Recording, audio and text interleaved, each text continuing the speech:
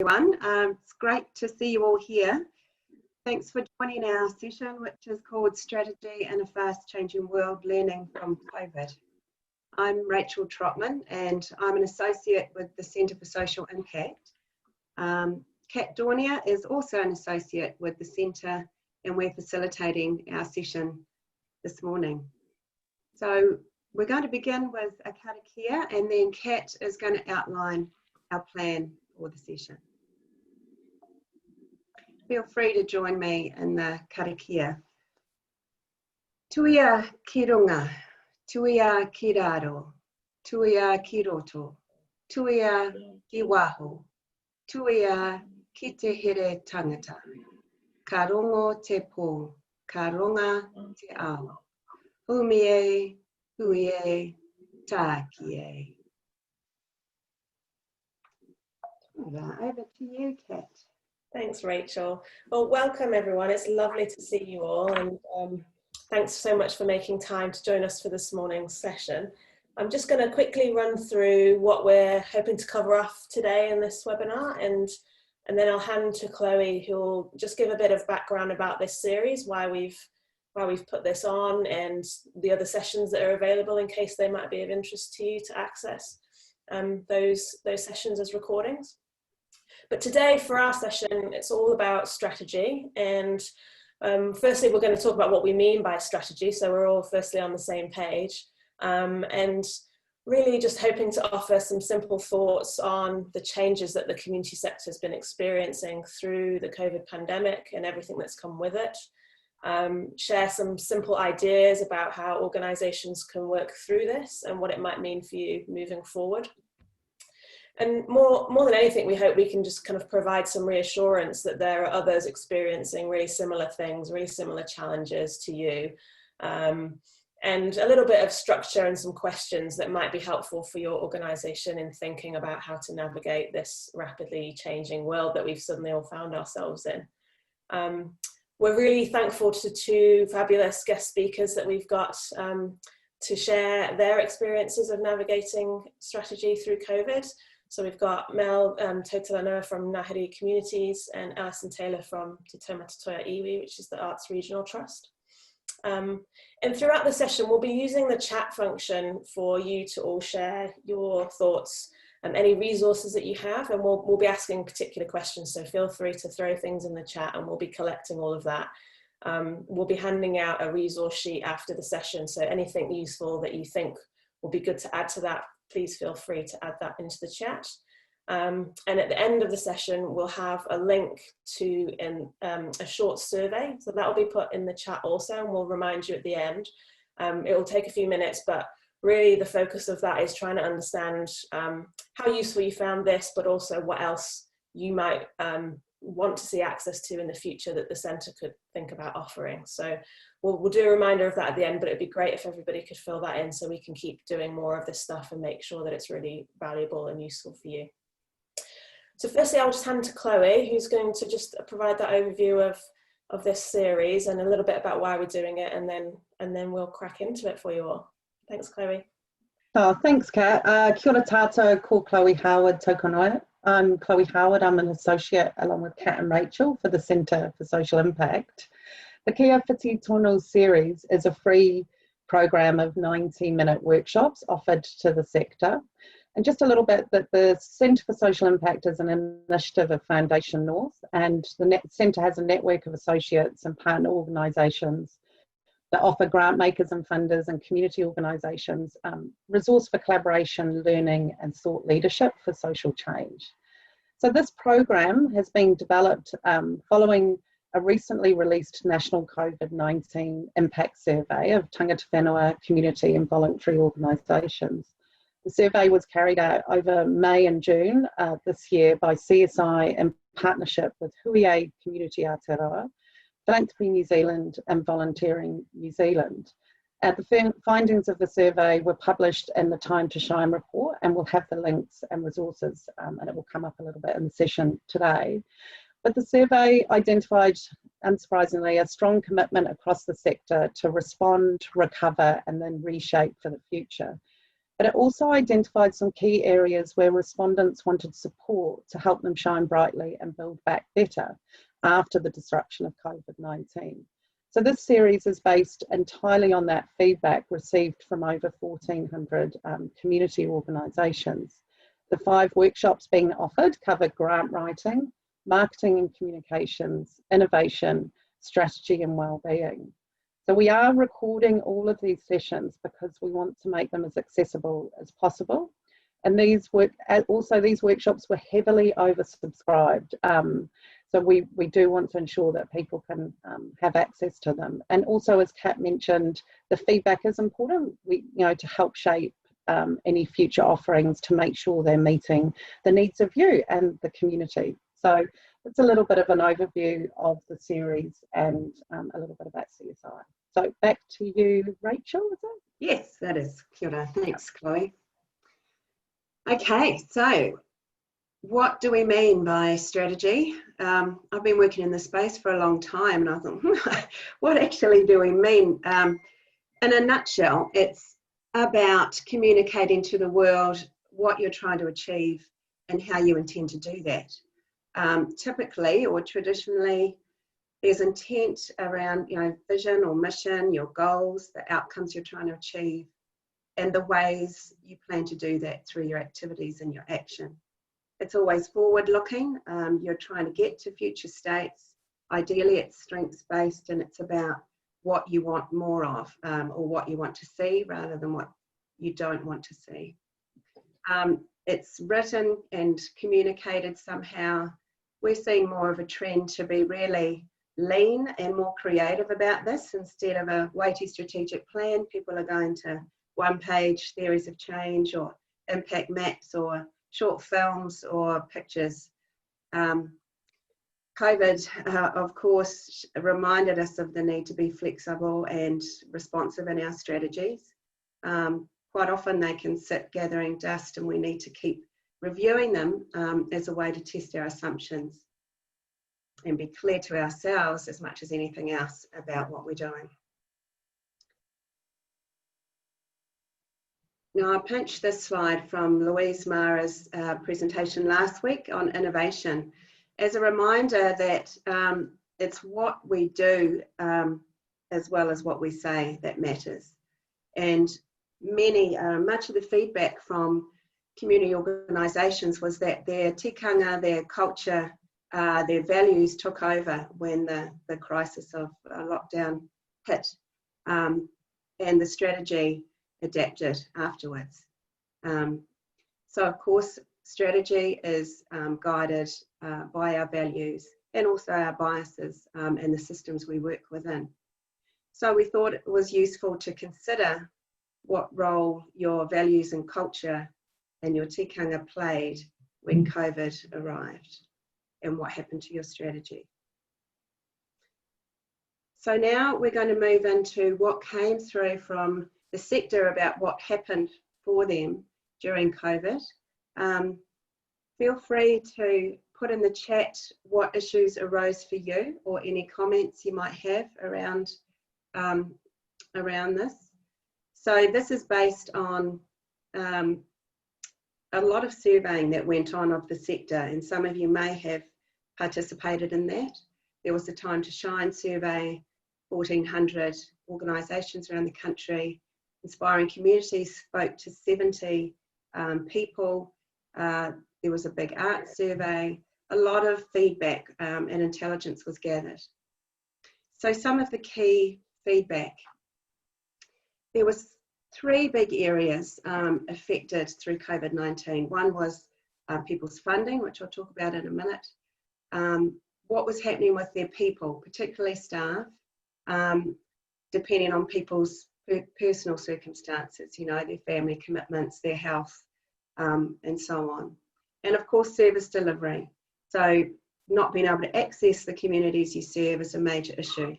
For example, Refugees as Survivors New Zealand, they support refugees arriving into the country. Refugees simply stopped arriving. Aged home care services were challenged around people being able to enter homes. All these services and supports, especially for our more vulnerable in our communities, were severely tested. A lot of evidence that the feedback, can you go back? A lot of evidence of the sector moving really fast to rally, to adapt, and to just respond. We saw where there was strength and vulnerability in sectors and services, and all the existing inequalities and social issues were amplified. Everything came to the surface. We saw an increase in need for particular services, food, housing, support, and that need is expected to continue, especially now the wage subsidy is ended. We saw a lot of collaboration between local people and community organisations, and some new service models emerging. And a major desire, and there's been a lot of discussion that you've probably all been part of, on not wanting to continue doing the same old thing and to learn from this disruption to do things differently. Next slide, Kat. A major issue that arose for many was access to usual funding streams. Op shops, enterprises, gaming, funding rounds simply stopped or were disrupted. But we also saw that where there's will and enough impetus, money can be moved where it's needed. And some of you access funding more easily and quickly from funders than you ever have before. We heard a lot of stories from funders, for example, Wellington Community Trust. They've simplified their application form, they've quickened their turnaround of applications. They're aiming to continue things that they started doing during COVID. And we saw that where there's the will, things can move, even on really complex, entrenched issues such as housing people. In Auckland, around 100 people were moved, rough sleeping off the streets, into temporary housing, and many of them have found more sustainable housing. Next slide. So here's some feedback direct from that Time to Shine survey of 1,400 people. So people said that in adversity, huge capacity emerged for flexibility, being resourceful. People just got stuff done. They saw where there was strength in their team and their organisations, and they saw huge capability and willingness people have to support where it's needed. The power of technology, that was massive during this time, and we're all experiencing that in an ongoing way. Many people innovated or adapted quickly around technology. And collaboration, and that has possibly been the #1 strategic learning for community organisations, of the value and what can be achieved when you work together more. Next slide, Kat. So just some examples from the ground about what happened. We saw hapu and iwi swinging into action all around the country to keep their community safe, to get food to people, to house people. A massive community effort there. We saw neighbours and people in local communities sharing food, looking after each other, helping each other out. And we saw huge collaborations between local people and communities and community organisations. So many examples, and some of those surveys in Inspiring Communities has many community-led examples of that. So what came through around the top opportunities from COVID? A huge wave of sense of community, a sense of working together, the team of 5 million, this compassion and kindness, being united and helping each other. Came through really strongly, and strategically how to capitalise on that through this time is key for the community sector. Finding new ways of connecting with people and carrying that on and pushing that even further. collaboration with others, greater appreciation and recognition, how to use that appreciation to increase the valuing and investment in community sector work and community-led initiatives. Options for how people work, remote working, online working. Do we need all these big office spaces, for example? How can we work in more lean ways? And the ability to move a lot faster and to change things and to get rid of some of our processes and red tape and work really differently.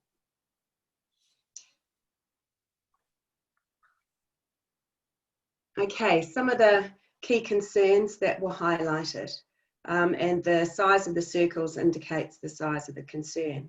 So the financial uncertainty, which has always been there in the community sector, but has been highlighted even further, and just how vulnerable a lot of the funding streams people are using to survive are. How to support community need and an increasing demand. A lot of people are tussling with how to do that, with the sense across the board that there will be recession and ongoing need and increasing need. What our new normal looks like, looking after our people, well-being of staff and volunteers. I'm hearing a lot from people that if we're not looking after the well-being of our own people, they're not able to do their work with the community. So a lot more attention being focused on that.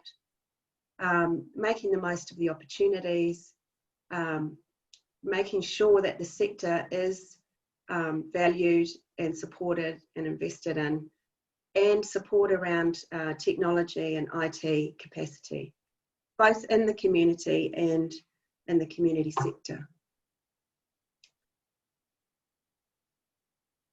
So just some key learning, and a lot of this is, there's 800 people answered this. A lot of this is just a bit of a summary. So being responsive and flexible, being digitally connected, capitalising on strengths, the vital role of your relationships. Where things were most effective was where the strongest relationships were with people on the ground. Being prepared for the unexpected, having great communication, valuing the contribution of the sector, the resilience and sheer strength of the sector that was highlighted to many. Crisis has brings a lot of good, and this sustainable revenue issue, the importance of having a clear vision and resilience of communities.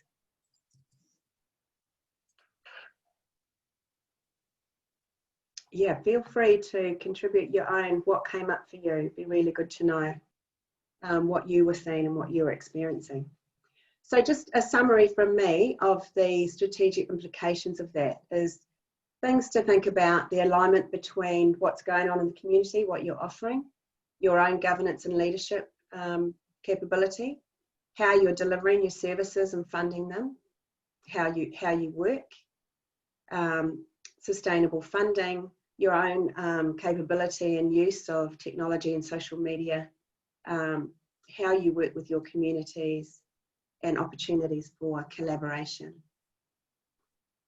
So, Kat, over to you. Well, thanks, Rach. So the next section of this session is really framing some of that learning and what we've seen, heard and felt in the past year or so of change through COVID, and how we can shape that into asking ourselves as organisations some kind of key strategic questions that would help setting strategy that's very future focused. So the framework's very simple, and some of it won't sound like rocket science to you, but sometimes, you know, kind of clearing the noise and focusing on what's critical can be a really good way of sort of rethinking or resetting strategy and just checking in, how are we going? So we've created this framework that has 3 parts.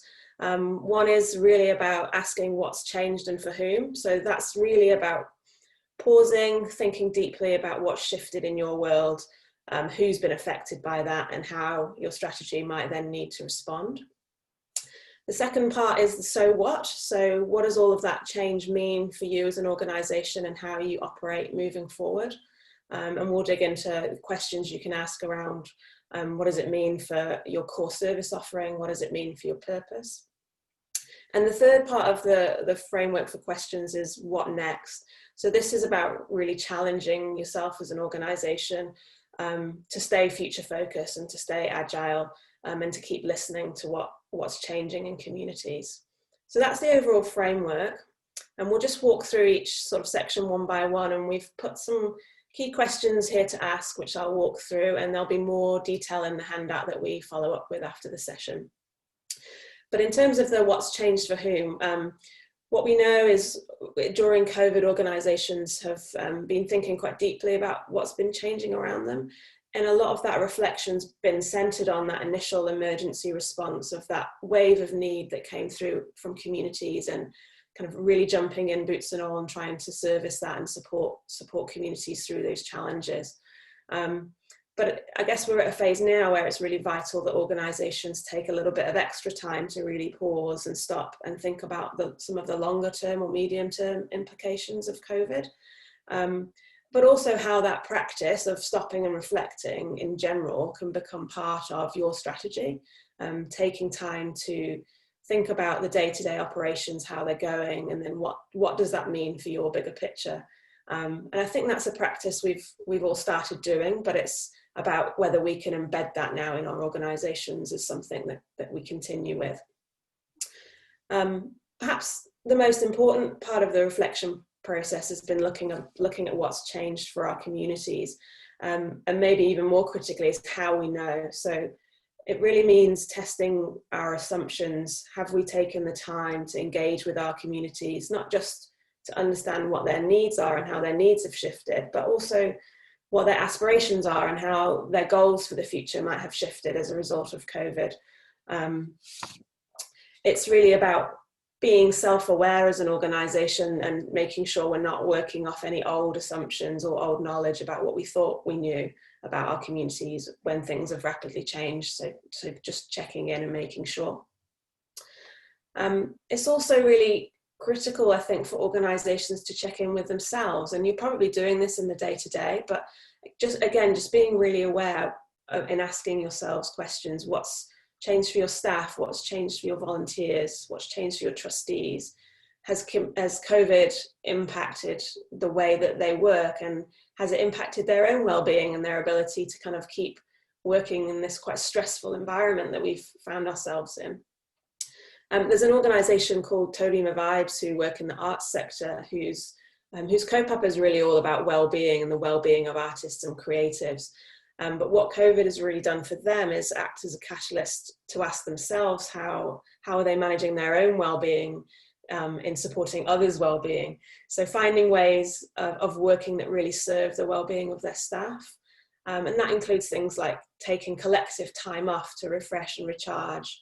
And also, probably most importantly, is giving themselves permission to slow down when working in this sort of rapidly changing environment, to just give yourself permission to stop and take your time, reflect. Are we going about things the right way? Are we looking after ourselves as people first and foremost in order to serve our communities well?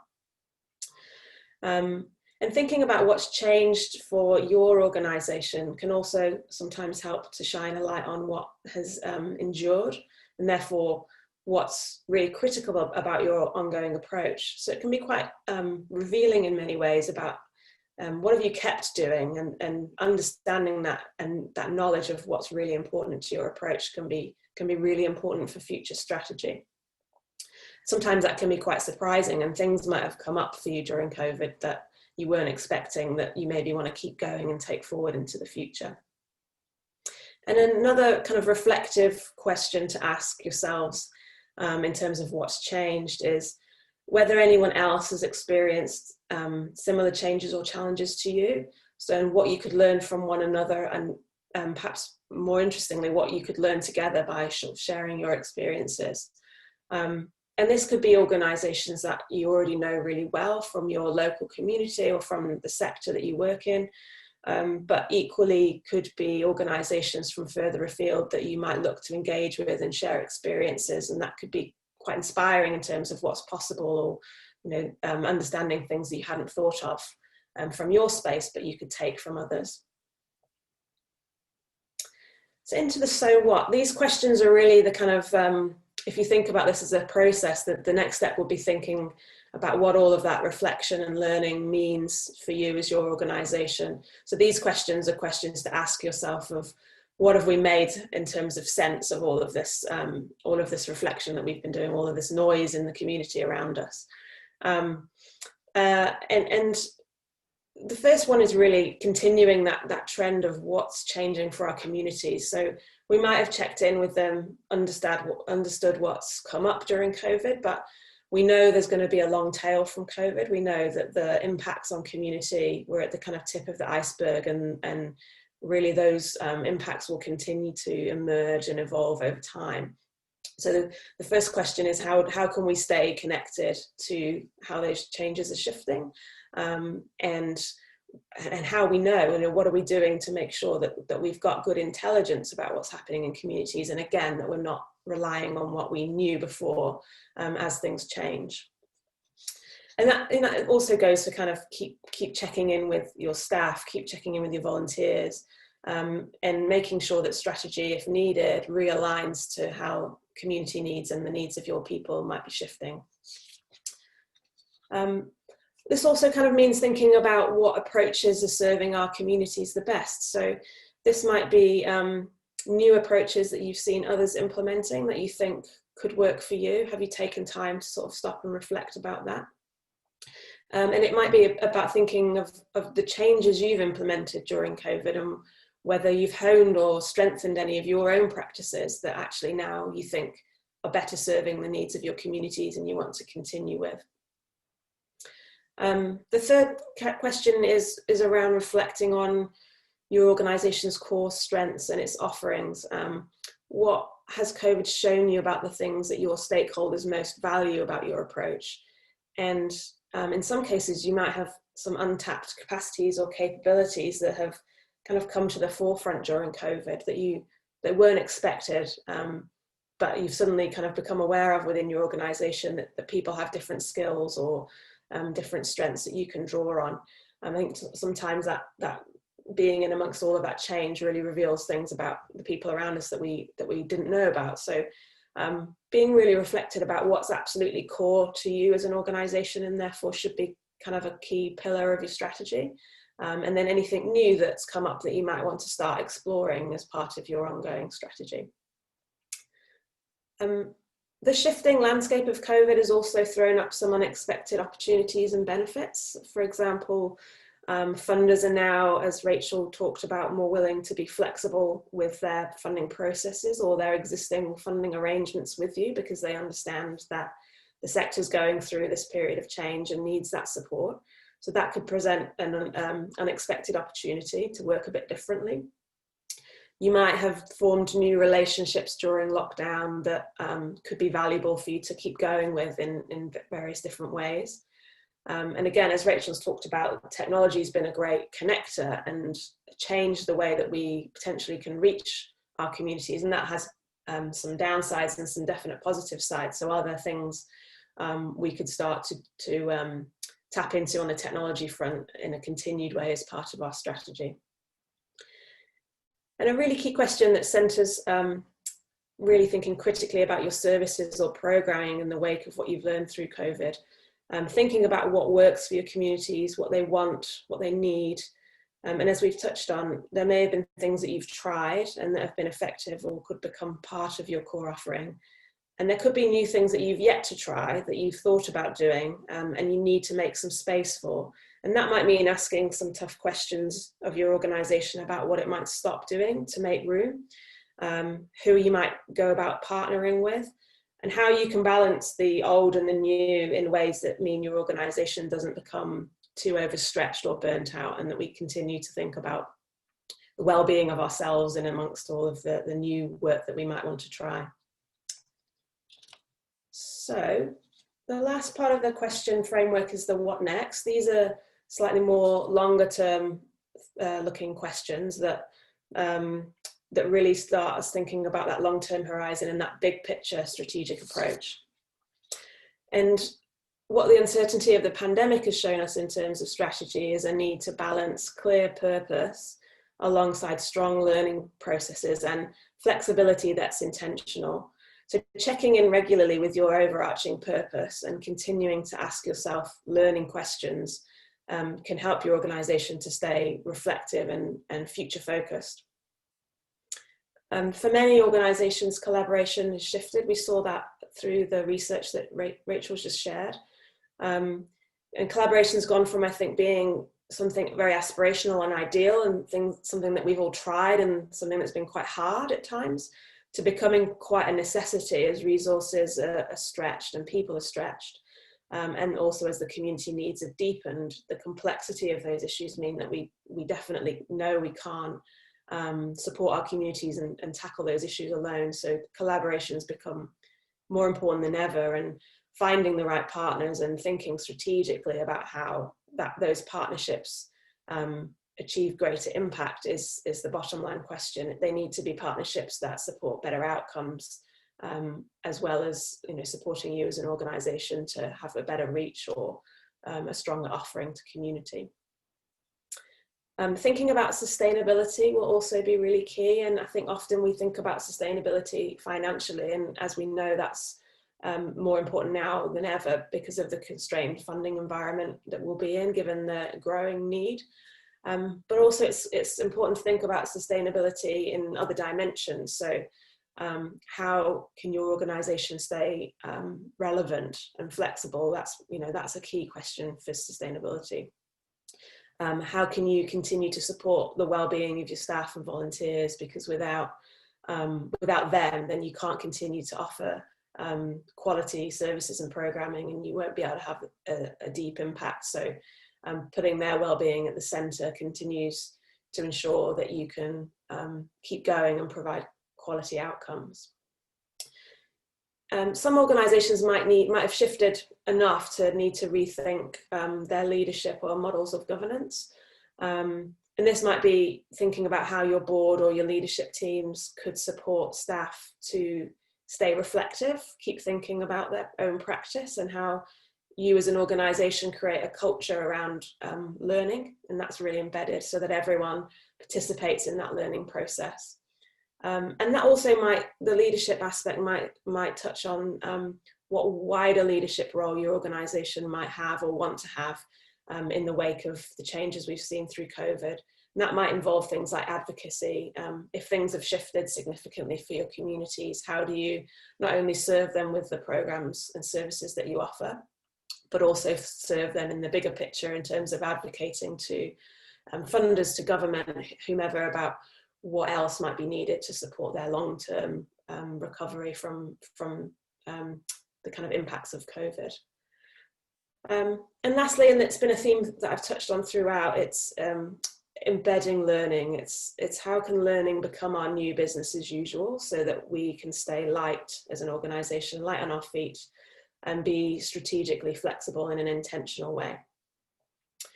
So hopefully these questions are useful as a guide to thinking about keeping strategic, keeping thoughtful about your strategy in this very kind of ongoing, challenging, changing environment. As I said, we'll give a set of questions that include these and some additional kind of ways of posing questions to yourself as an organisation that might be useful for your boards or for your teams to take time out and think through. And those will be in the resource sheet that we share after this session.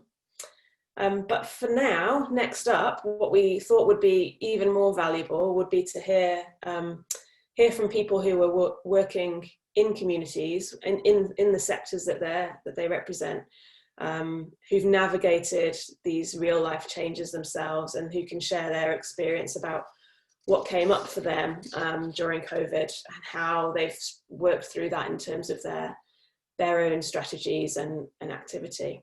So we've got two speakers. Firstly, we have Mel Totalanoa, who's the Director and Relationship Manager for Ngahere Communities. Ngahere Communities is a social enterprise that's located in Manukau and was founded in 2018. They have a strong focus on supporting Māori and Pacific communities to thrive through entrepreneurship, creativity, collaboration, and co-design. Mel has a history in midwifery, in travel and tourism, project management, TV production management, and even live entertainment. But she says of herself, at the end of the day, I'm just a tutu. So tēnā koe, Mel. I'm really looking forward for you to share your thinking with us. So I'll hand to you. Awesome, thank you so much. It's a real pleasure to be here. Actually, I feel quite honoured to be here and just share our experiences from our organisation. So as Kat mentioned, Ngahere Communities, we are a social enterprise that was founded in 2018. My best friend and I used to work together in a regular sort of, if you like, a 9-to-5 job. She's a creative. I'm, like I said, I am a tutu. So we dreamed about, I guess, how cool would it be to create a working environment that suited us. It suited our skill sets, what we're passionate about, that we'd get to work with the people that we enjoy working with, doing the stuff that we love doing. And so we created our first business, which was called Bob and Bob Creative, and that was content creation. We had a real social lean from the outset. So we tended to partner with a lot of NGOs, and the thing with a lot of NGOs is they don't have a lot of budget to pay you for content. So it was always that process of establishing ourselves as a business, understanding our value as creatives. Through the relationships that we built in that process, we then got an opportunity actually to partner with a couple of council organisations, TSI and ATEED, to start what is now known as Ngahere Communities. So we basically are a collective of creatives, innovators and entrepreneurs in South Auckland. We focus on, we have a co-working office space here, and we run a whole lot of co-design programs all around learning. And I think one thing that we do have, as Kat was mentioning, is we constantly are embedding, and we have to, as entrepreneurs, we always have to be learning and agile, but we do keep learning as a forefront of what we do, whether it's delivering it through workshops or programs. I think for us as an organisation, the key thing is how we deliver that learning. So while learning is absolutely super important, we know that for our people and also for creatives, they don't necessarily learn in the same way that traditional learning might be perceived. And so we've been really responsive to that in the way that we deliver what we do. So we sort of have this, we work from the premise that the experts are at the table and that it's a circular economy of learning, of giving, and of sharing the knowledge and the skill sets that we have. Everyone has something to bring and something to offer. And then we all have something to learn as well. So I think that's been a key thing for us. So we are a social enterprise. As I mentioned, we have a co-working space. When COVID came along, we had just taken on a couple of new staff members. And so then we had to, suddenly our mainstream of revenue, which was shared office space, was shut down. So we had to be quite responsive in how we responded to that, agile in our response to that. And then having to navigate that whole, this new space with a couple of staff members. I love before that someone mentioned culture eats strategy for breakfast, because I brought our values, and that sort of tops our values as an organisation, is culture eats strategy for breakfast. And as an organisation, we've been incredibly deliberate and intentional about our values and creating the culture that we want in our space here. And that starts with our team. So we've been really deliberate with our staff about creating the kind of positive whānau culture that we want to have people experience when they come into our space. And that was really tricky to navigate, trying to bring 2 new staff members on through that process. So we did a lot of the things that Kat had mentioned. We paused, we took stock of ourselves as a team. We looked at the different strengths that each one of us had to bring. We also have quite a creative team, and they are quite, you know, like early 20s. And one thing that we've noticed with that sort of generation is that they are quite, they deal with a lot of anxiety. And so trying to help them navigate how they were feeling through the whole lockdown period, as well as sustain our team culture and figure out a way forward, was something that we as the directors of our company had to manage. I think it was really crucial to have quite vulnerable conversations with our team about how they were feeling, not just about in relation to their work or their job, but how they were actually just navigating the change that life had suddenly thrown at us. So we took quite a holistic approach to caring for our team through that process. And we deliberately set aside our job descriptions, if you like, and we just did a stock take of, okay, who's good at doing this? Who's good at doing that? What do we have in our hand right now? And how can we use that to move forward with? So we decided to start a whole new business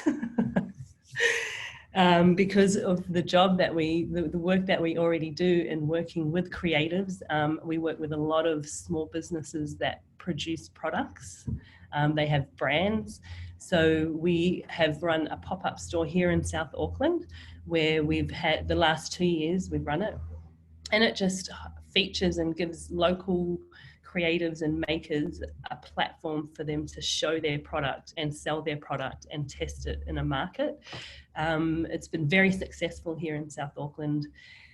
We are literally right outside of Westfield in Manukau, so we're a tiny little business here, and we were really proud last year to be able to bring $24,000 back into our pop-up store, which is money that we shifted from going into Westfield straight back into our local economy and our local community, because that fed straight back into the 30 plus brands that had their products for sale at our store.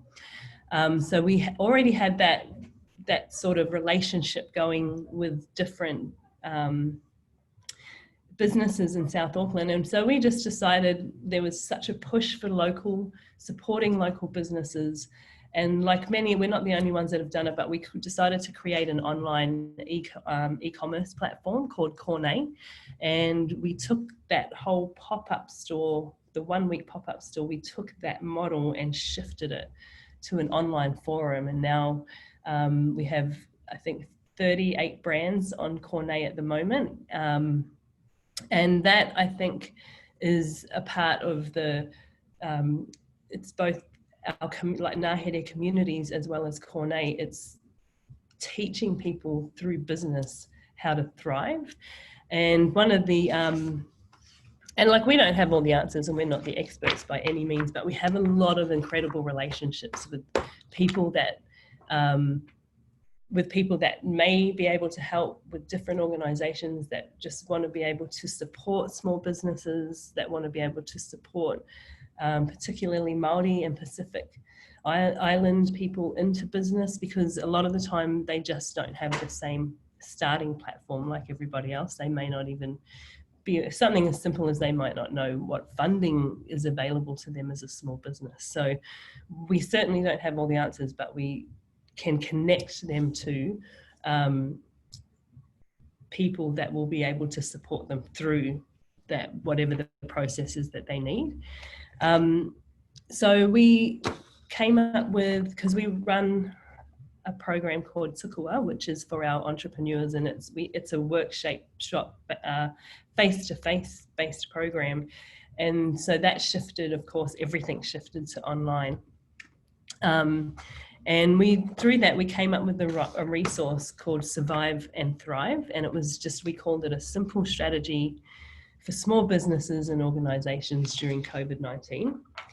And we just sort of broke it down to what needs to be done right now to survive the lockdown, and how do we reopen, and what can be done to thrive after COVID-19, to maximise the opportunities that we have right now. And so we just did a really simple stock take of what we had going out, what our income was, what our values were, and then we just forecast,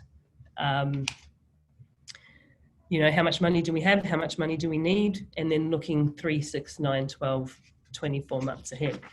And then the thriving part of that was being able to pay attention to what's going on and looking for opportunities that make sense to us or to you as an organisation.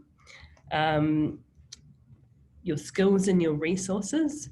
What are you and your team good at? What resources do you have access to? And what opportunities have you always wanted to try? So it was a good time for us to take stock and look at that. And then 3, to thrive, we've got to be adding value. So we have to be adding value somewhere. We need to put our customers first and add value to them. How do we do that? And for us as an organisation, we're a lot of creatives here. So content and social platforms are really important for our business, for our enterprise. So we just put a whole lot of focus onto that because it was going to help to build what we were doing. And so we took stock of all of that, and we just made a list of everything.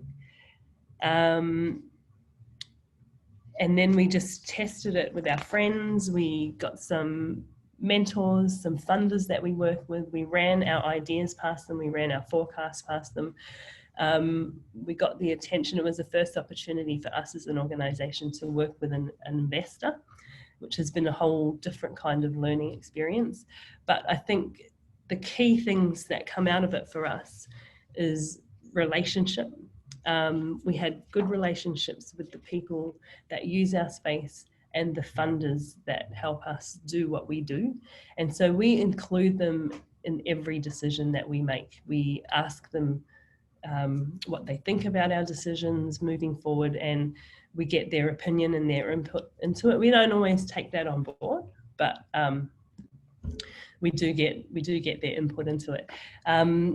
The other thing that we did is we just built on that relationship, and we completely pivoted. Like, that's such a popular word that everyone loves, but as far as our co-working space that we have, when COVID hit, that was shut down and no one could come in and use the office space. So that made us take stock of, okay, how do we better utilize the space that we have? And it's as a result of COVID-19, our funding structure has changed. It's simplified. We're now just in a single partnership with ATEED, and we're going to become what is going to be known as Grid Manukau. So we'll be like a sister organisation to Grid Auckland, and we've been able to be really innovative in the process of that funding partnership. And we are going to completely change the space that we have. We are not going to have it as the permanent working spaces upstairs are going to completely change, as opposed to offering, you know, an office space per month. You have to pay this much. We're going to invite a certain amount of people to use the space that we have available upstairs. That'll keep feeding into this entrepreneurial community, and we're going to operate on a koha system. So rather than saying it's going to cost everybody this much per month, we're going to assess each individual business that comes in, look at what they can afford to contribute to our local whānau economy. So that might mean that they contribute paying for the fruit and the biscuits that feeds the rest of the office for the month, or they might pay the internet bill, whatever their business can afford. And I think what that creates is a much more, when people can contribute, it becomes more meaningful, and they'll want to contribute to the wider community. And then downstairs, because we have 2 floors in Manukau, we have the second level and then we have the ground floor. We're going to create just a whole what we're calling the tukua pad, which is going to be a creative community of entrepreneurs and small businesses, and they'll have access to a creative studio, to the kind of computer and software you need to run good editing, to be able to do good videography. We'll have a photo booth, we'll have office space for people to meet in, to have workshops in. So I think more than anything, COVID has put a lot more on our plates, but it has certainly highlighted for us as an organisation what's important.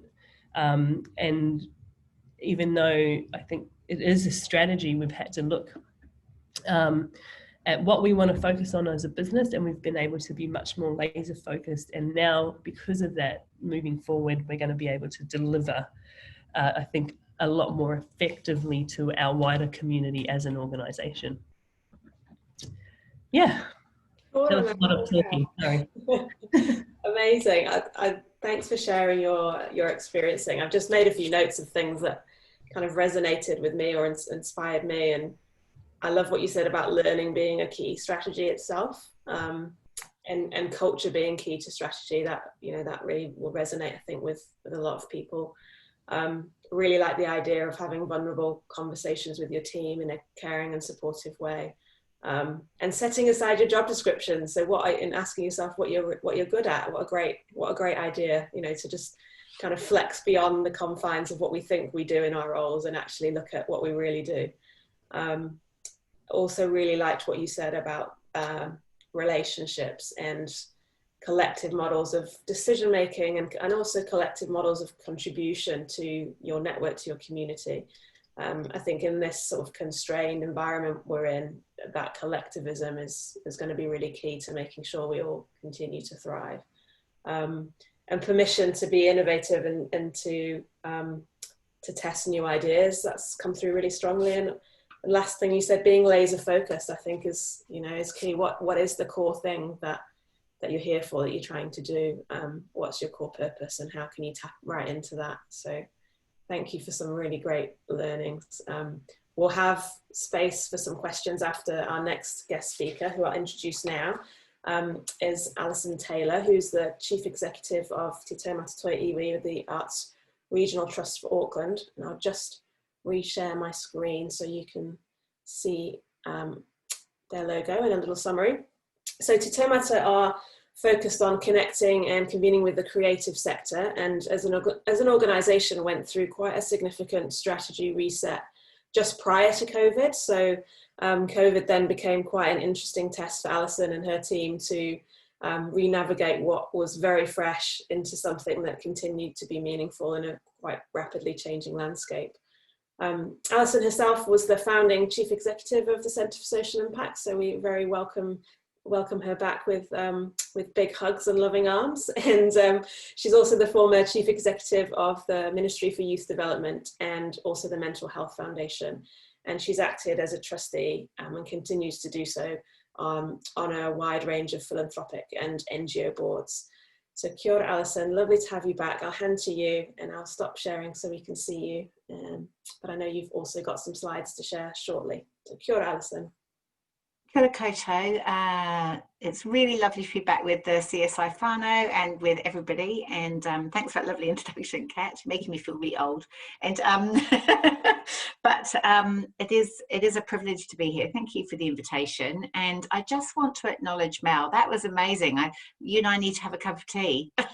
So I'm like, oh, I need to come and see what you're doing. That was incredible, and very vivid description of both what's needed and how to keep evolving rapidly in these uncharted waters. For those of you that don't know Te Taumata, and I know there's some art sector people here, we're what's called a legacy CCO. So we were technically set up before the Super City by Auckland City and Manukau City Councils. We're very fortunate to amazing Wahine Tor, who decided that it was a good idea to put some money aside from the then regional council to create a sort of legacy trust that could support creativity in Tamaki Makaurau.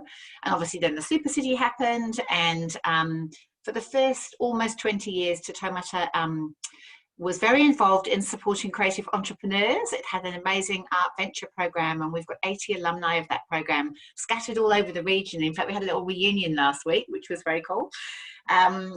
and a very successful program around business support, entrepreneur support, and seed funding for ideas. Like all good things, it came to an end when there was time for a bit of a change. And as Kat noted, I came on board just over a year ago, about 14 months ago, after I sadly left CSI, but I've stayed very connected. And what was really fascinating for me was it was an organisation that had already paused and was thinking about a new strategic intention and direction. And I came on to really help the trust with that, the board. Fast forward 6 months, and in March, we were about to launch with the sector and all our alumni the new strategy, new identity, new name, new values, you know. And I think it was actually due the week of lockdown. So like many organisations, we had to pivot, to use that favourite word. I know people I'm getting a bit sick of it, but I actually really like it. It's more like dancing, I think, you know, you're all pirouetting.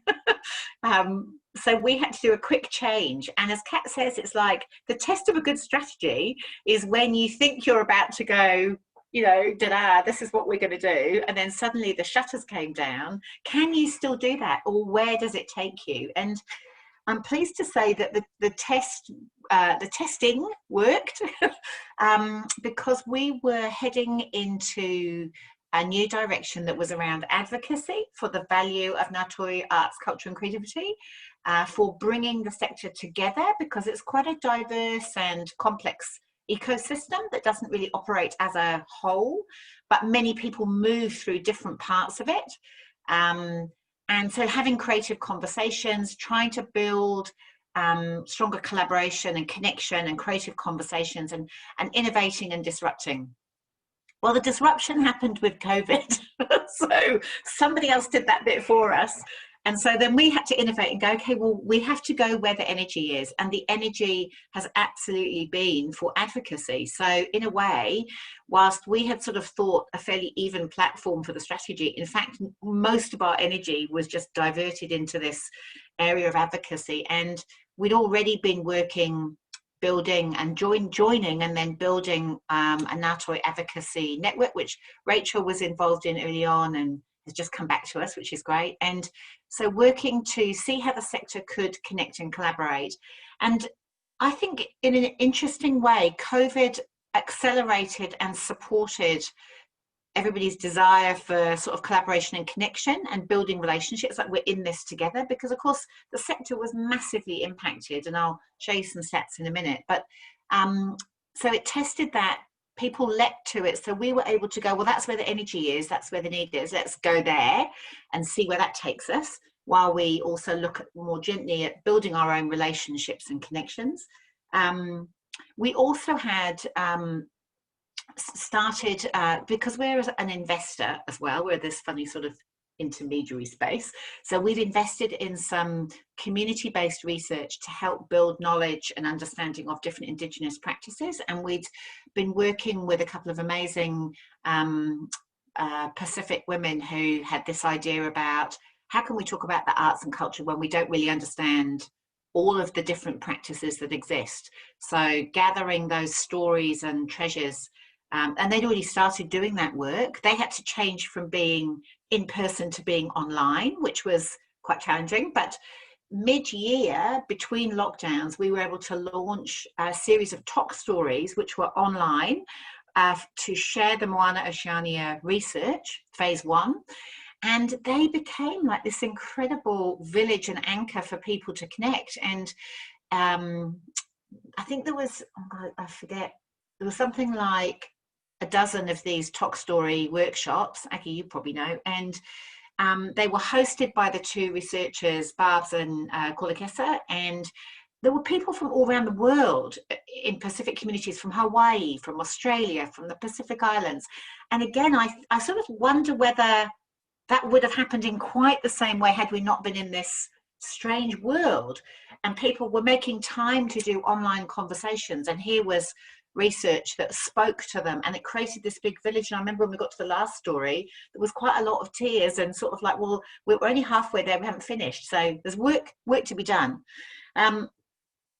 I think what also became apparent, we had an election, that was the other big thing. So advocacy, election, emergency budgets, we got very much into bringing sector voices together to do submissions, to lobby, to influence. We hosted our second big in-person event, was planned for August, went up, we went into shutdown again. So we had to go from a big election event with all the arts spokespeople in a room with 200 people from the sector at the ANTS Centre to a new date and then an online forum. But again, I think to our advantage, we got over 6,000 live streamed views, which we would probably never have had, even though we were live streaming it, if it hadn't been for that. So in some ways, the ability to use the tools that we had to really dive into deeply and bring people together proved to be quite a useful strategy. I'm absolutely not making light of the impact, and maybe we'll jump to the slides, and these very much echo the slides you saw earlier about the broader sector survey. But just to give you a flavour, and after this, we're going to share Kat's going to share the briefing. We've just written a briefing for the incoming minister and ministers and all the other arts spokespeople. So have a read of that, because that's a bit like a manifesto for the arts. But you can see here, I won't go through all the stats, you can look at the slides, huge impact on arts events and activities. We did 2 surveys, one immediately at lockdown in April and then another one in September. And what that showed was there was still ongoing impact in terms of, in fact, the sector was just getting going again and then it had to sort of close, particularly in Auckland, and it's just getting going again now. We asked people what support they needed. Again, really interesting where people's energy is. We also talked about what the priorities might be going forward, and there's always the financial support. Although the emergency funding from the government made a huge difference, like the wage subsidy and Creative New Zealand funding, and now we've got another wave of emergency recovery money about to come out from the Ministry of Culture and Heritage around sector capability, around innovation and around wellbeing.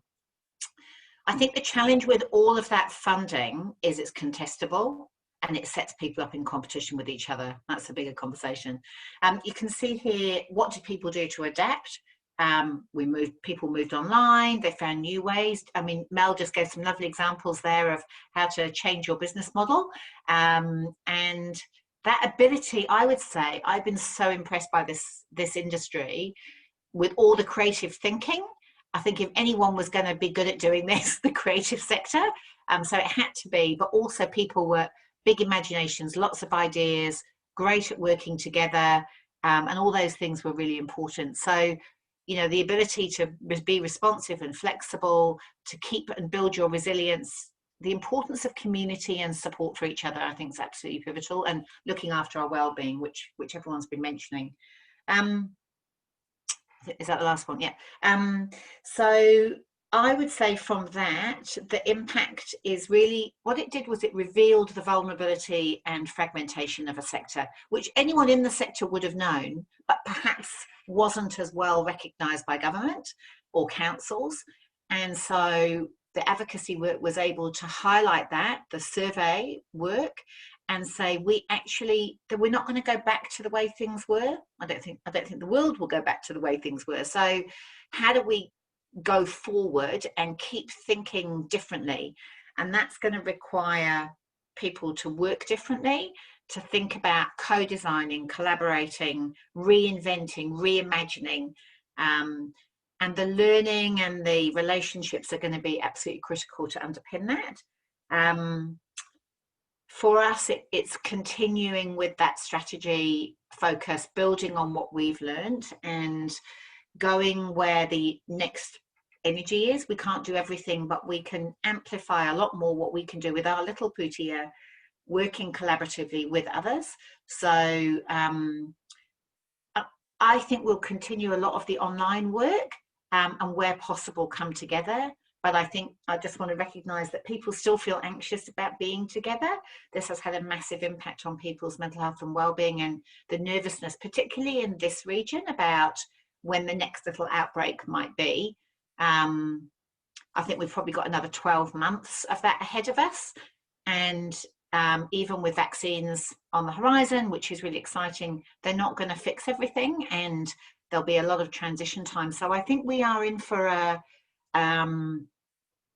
period of continued change and rethinking and redevelopment. And so the skills that we've been realizing and honing in the last 8 or 9 months, we're going to keep needing those. We're going to keep needing to work together, and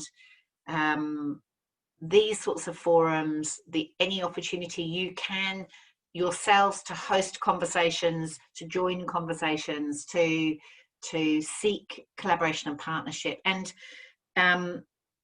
unfortunately, having worked in lots of parts of the system in my long life so far, I'm struck by how hard it is for institutions to change the way they do things. And even though there's been this outpouring of emergency response, and this country's done it like no other, it's like we're still in emergency mode, and we haven't yet moved to, so now what? So those questions Kat put up earlier about the future, I think we've hardly scraped the surface of that, and it's going to require a lot of collective energy and force to try and change those institutions, those government agencies, central and local. The political will is still in emergency mode, which I understand, but actually they have to change the way they do things. So we're right now working with a whole bunch of investors, including government, to say, can we not change the way we do investment? You know, why are we all still doing a little bit here, there and everywhere? Why aren't we doing collective investment? Why aren't we in a room together, stopping this sort of division, you know, and working together? So all I can say about that is there's a lot more need for advocacy, because it's got a way to go. And it's wonderful to hear the collaborations that, like Mel was just talking about, with ATEED, soon to be Auckland Unlimited, as it merges with itself with the Regional Facilities Authority, RFA. I actually think, and I'm biased now because I've had such an amazing last 14 months, but I think the Ngātoe advocacy, the Ngātoe arts, culture, creative sectors have so much to offer everybody in terms of the skills and wisdom that could help all of us to rethink our business models and how we work. Don't be afraid to be courageous in rethinking your business. You know, we've got far too many small to medium enterprises in Aotearoa to survive, and so we have to be a bit more brave, I think, about, could we do stuff together? Could we merge our organisations? Could we merge our thinking? You know, what could we do together? So I just really encourage everybody to think about that in your own organisations, and ultimately take care of yourselves and your whānau and your teams, because we've got a rocky road ahead still, and we're lucky to even have the road that we've got. So on that note, I'll finish. Thank you very much. Hello, Alison. Thank you so much. There's a lot of rich food for thought there. I love the provocation at the end around courage and being brave. This is a time for courage. While you're thinking of questions for our speakers, I will just share what stood out for me from what Alison said. I love the dancing metaphor. It is all a dance, isn't it? And going where the energy is.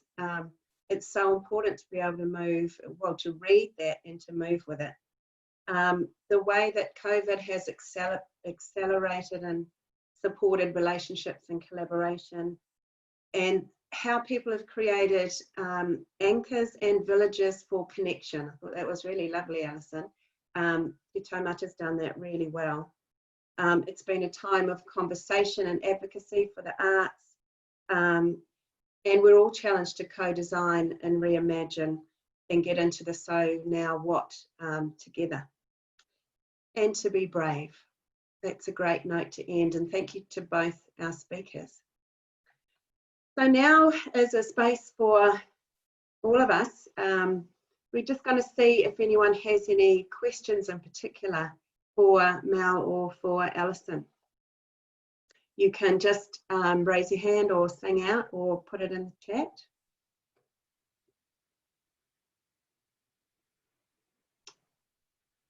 Any questions there? I wondered, Mel, whether you could share that Survive to Thrive document you did for businesses. Is that on your website? Yeah, it is actually on our website.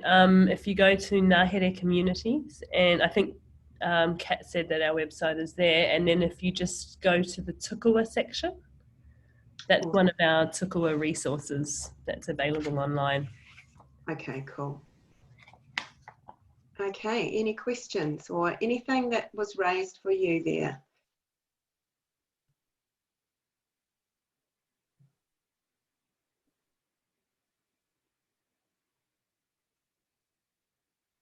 Whilst you're all thinking, I have a question for you, Alison, around advocacy. You know, clearly that's become a cornerstone of your strategy throughout, well, pre-COVID, and then it's been accelerated during COVID.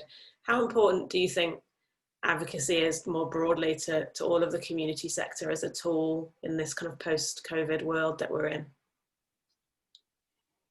Thanks, Kat.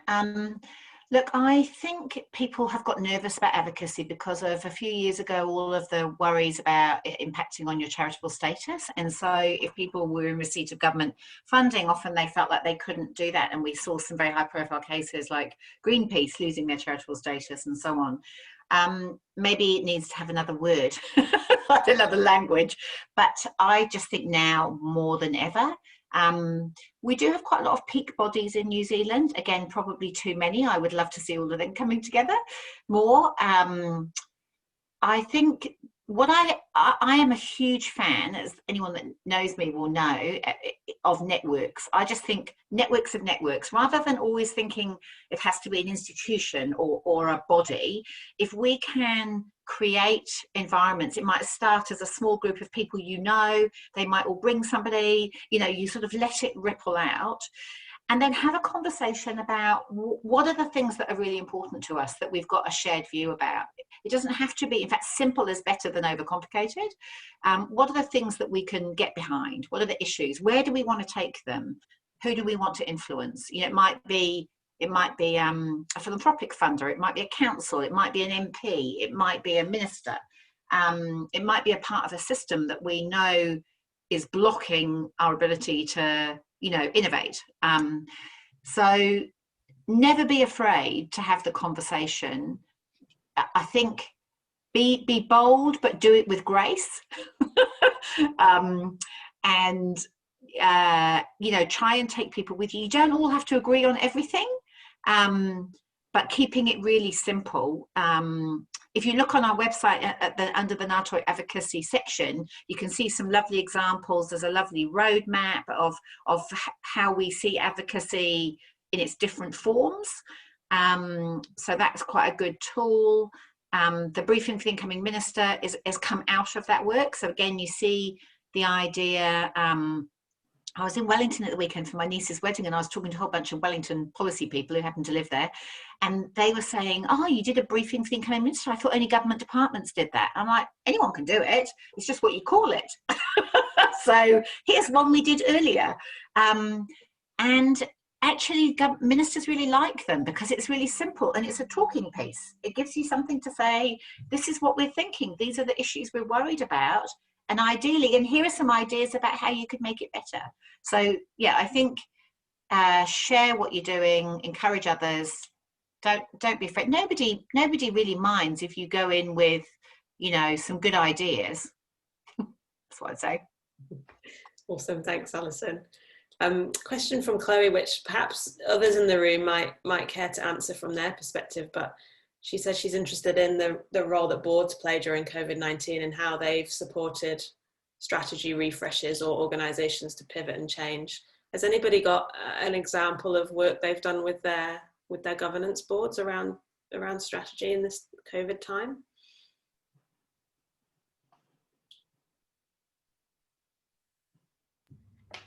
I mean, I've got that Survive to Thrive was done with our board, which you can access online.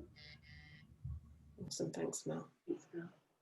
at drowning prevention, where I'm a board member, we had a health and safety committee, but then we reset ourselves to health, safety and people culture, because, and someone's right, you know, we saw, because we were all working from home, all the staff had to be home-based. So yeah, we've set that up, and we've seen it take off. It's certainly changed the working environment of staff and board. So there's a lot more thinking for the staff that you know, especially for funding, because we're ratepayer funded, and you know, other funding, whether we can do service delivery or not. Being locked, you know, where are we going to go and show people, you know, save them from water? That wasn't possible. So we established e-learning platform. Everybody can go and have a look at our e-learning platform as well. So we invested in our IT capability quite a bit. Thank you for sharing, Anne. I'm also interested in, you know, just picking up something that came through from Mel's presentation, particularly was that idea of collective action on, or collective use of resourcing and contribution. Mel, I wonder if you could talk a little bit more about how that worked in practice. Yeah, sure. I mean, I think a part of our one of our values is that we're collaborative, and so I think we always operate collaboratively. And so even working through a lot of the COVID, we were involved quite a lot with different organisations, helping them to understand what strategy looked like, how important it was going to be, or what role it had to play during COVID, post-COVID, around, so just helped the likes of like Akina Foundation and Foundation North, and helped them understand, I think, so that they could respond quicker to the need that was out there. So I mean, that was just one example of how we were able to work collectively with other local community or just other organisations in general.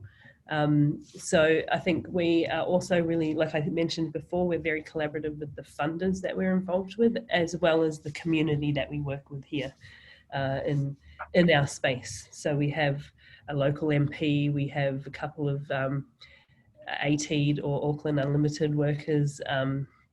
We have, you know, different, so we were always collaborating with them about how was their work landscape shifting, and how was that impacting them and the way that they needed to deliver, and how could we work together to make that better for everybody. Thanks, Mel. Be good if anyone else would like to share any kind of key learning that they've had from their strategy, or something that they're planning to do during their strategy. I'll just open the floor to anyone. Feel free to talk about what your experience has been.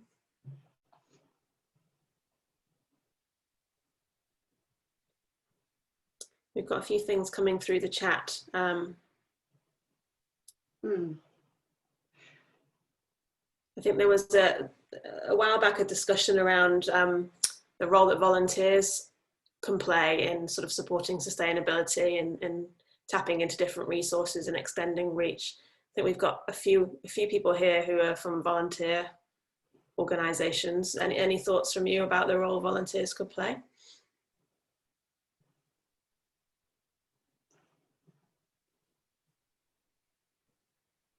You're very shy today. No, not shy, just getting the technology to work. Thanks, Cheryl. Kia ora. Yeah, that was me in the chat around ensuring that when organisations are having those strategic discussions, that they do have volunteering as part of that discussion, because they are part of a resource as well as a means of getting things done and extending reach, etc., and trialing new things. And often we find when we look at business plans or strategic plans of NGOs, apart from increasing the number of volunteer hours and the number of volunteers, there's not a lot of more strategic thought gone into where volunteering can actually fit within the strategic discussions. So that's what we are quite strong advocates for, is you know, when you are having those discussions, that you do have somebody that's has the volunteering hat on, not just the dollars hat on. Sure, Cheryl, really good advice. I'm sure most organisations have had to rely heavily on their volunteers just to extend their reach, particularly during that emergency response phase when we were in the initial lockdown. So it's, you know, how can we continue to think about the use of volunteers in an ongoing way, and how to support them so that they, you know, they are part of the fabric of the community and of the organisation, and you know, a strategic tool that you can use to extend reach and connect better with your communities. Question from Cherry, Kia Cherry. What are your thoughts on the importance and roles of impact measurement when collaborating with different organisations and communities? Alison, you've just kind of come off the back of a recent evaluation of the work through the COVID period. Any thoughts from you on the importance of measuring impact? Yeah, I mean, I think not to overcomplicate it, but I think absolutely asking continually for feedback. You know, Mel was talking about this earlier. I think it's really important to sort of have your investors in the room, your community in the room, and say, you know, what made a difference, you know, really simple things, what worked, what didn't work, what do you think we should focus on, you know, what have we learned ourselves. People get a bit put off when we talk about impact measurement sometimes, and it can be quite simple, and really, really important for making the case for investment and funding in the future. So mixture of simple quantitative and quality stories. So always numbers and stories and numbers. Lovely little case studies. I think people have got much better at this. So I think capturing those quotes that people, those little gems, it might be in an email someone sent you, you know, I think just really making the most of that feedback and not being shy or embarrassed about doing that, because that is what people need to hear about your organisation. And I think always framing stories in a way of like what was learnt. So even when things are really difficult or they don't work, there's always a gem in there. So yeah, really encourage everyone to use really simple tools that are out there actually in the you know, public arena, and don't be afraid to do that. And one of the advantages now of the charitable reporting for all charitable organisations is that statements of service performance, terrible name, but actually that is the opportunity to capture some of those stories and share them and be proud of that. So you have to do it anyway. You might as well, you know, share it with the world. Mm-hmm. And just a follow-up question around how that was resourced, the evaluation, whether others might have been built in evaluation as a cost into their funding applications, but from your perspective, Alison, I think that was a bit different for you. It's different because we're fortunate we've got our own investment, but as an investor and as someone who works with investors, I would say absolutely every grant application, every funding application, don't be afraid to put a line that says evaluation. And I think funders increasingly expect that as well. So just include it in all your applications. Most funders will allow some funding for that. Yeah. And the other thing is get together with other little organisations and do it together. If you're serving the same communities, it doesn't have to be unique to yours necessarily. Oh, sorry, can I just add to that?